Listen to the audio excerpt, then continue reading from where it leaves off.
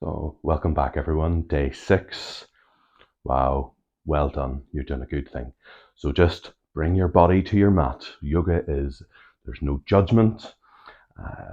You don't have to be a gymnast, clearly, to get benefits from strength, from movement, from balance, from well being. So, plug away, take your own body to your mat, and in a sense of non judgment. Okay. We're starting in what has become our usual way. And down, halfway, and down, chair, and up, Tadasana, arms overhead, forward bend, Uttanasana, halfway up, half Uttanasana, and all the way down again, and chair, and up, Tadasana, up, all the way down, halfway back, all the way down, chair, up,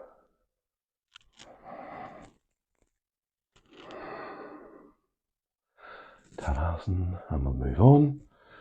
Arms overhead, swan dive, all the way, halfway, all the way, and downward dog.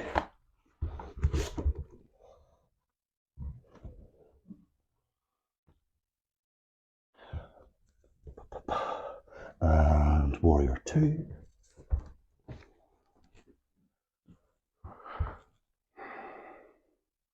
And our lateral.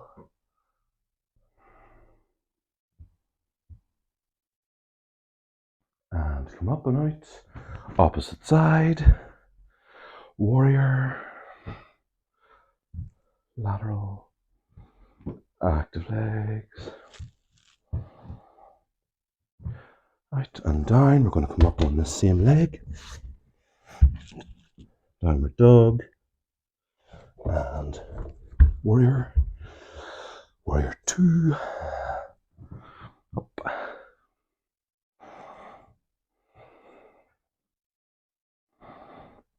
And up. Swap sides. In from above.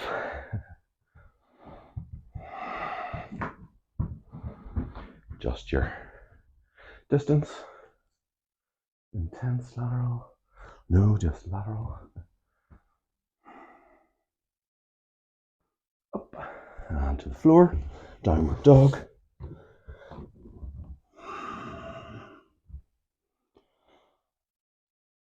And Uttanasana. Bend chair. Utkatasana. All the way up. And Tadasana. All the way up. And swan dive. To the floor, halfway. Active legs. All the way down. And step back.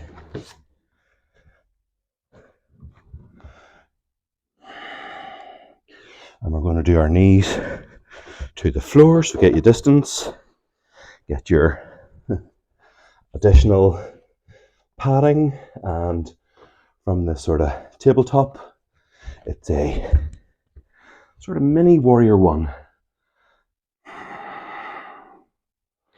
So it's the back leg that's getting a stretch on the front of the hip. So it's not just passive, also use the glutes on the back to mechanically move that leg back rather than just push it back using what's going on the other side. So that muscle action helps get a better stretch on its opposed partner. Okay, I've done it again. Come back, take your bricks.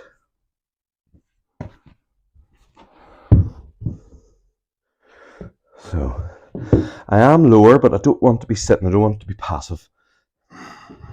And I want to use whatever I'm lacking in balance I want to make up for that with the bricks.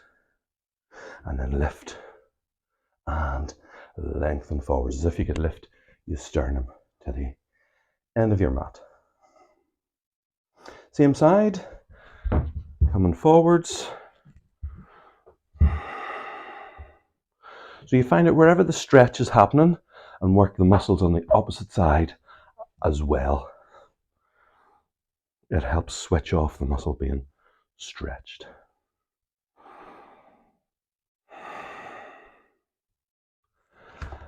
And sit back.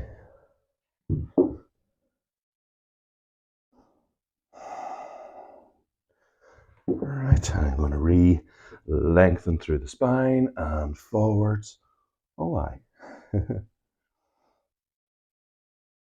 let the leg roll out, the leg's passive, toes are pointing up towards the ceiling.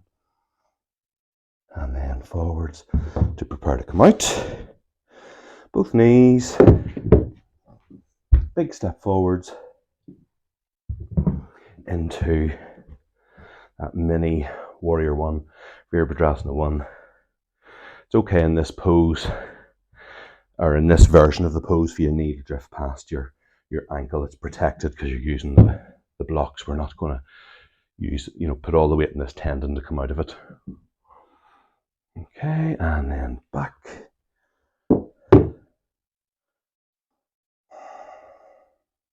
So the hamstrings are being stretched, and so opposite muscles, using the quads, really switching those on. And keep your balance if you need to. Re-lengthen through the spine, keep that active leg, and then forwards and down, lifting forwards. And so it's like that way with the sternum, not just that. You can feel the difference, can't you? Okay, and forwards again.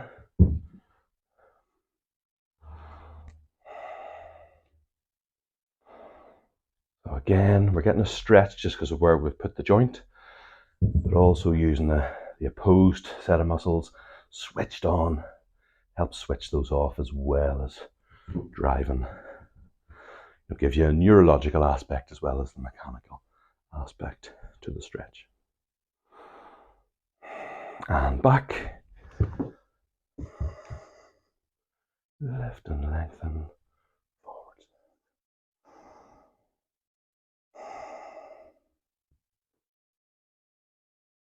And rescue.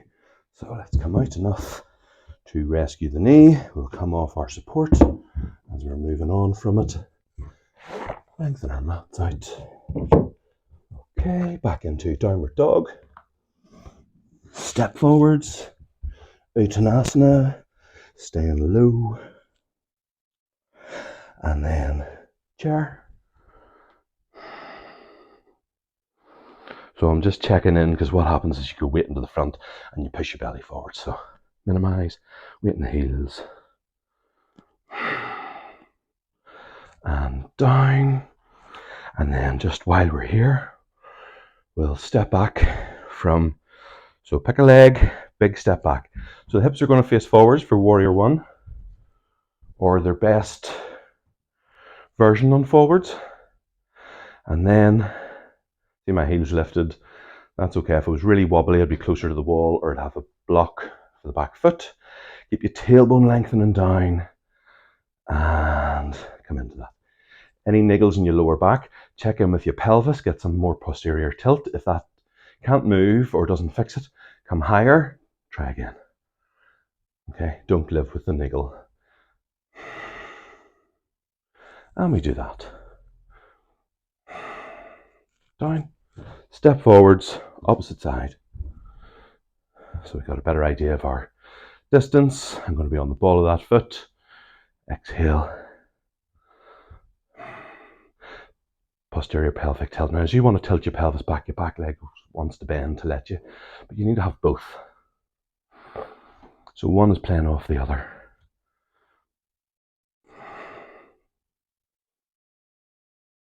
And forwards. Good.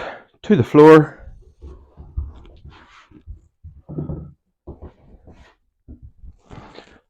As before, did I hear Cassandra call this like cactus style with the arms. And must help if you live in a North American sort of desert area. And out, and back, out, and back.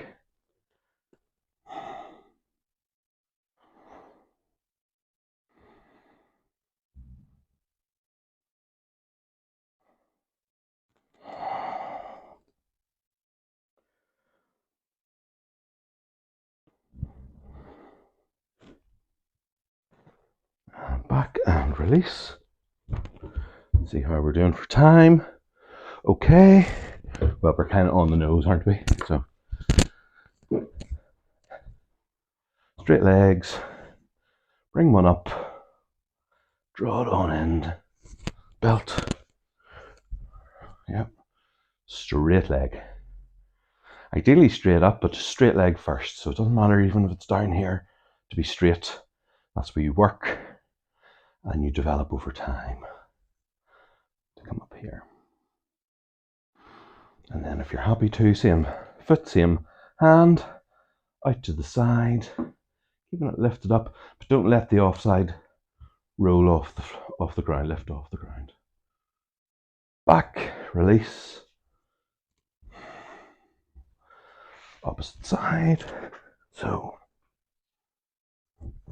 replace everything on the floor. Make sure that base leg is strong and then straighten the leg. Active leg. Remember, this is a stretch. This has to work too. Same hand, same foot. And out to the side.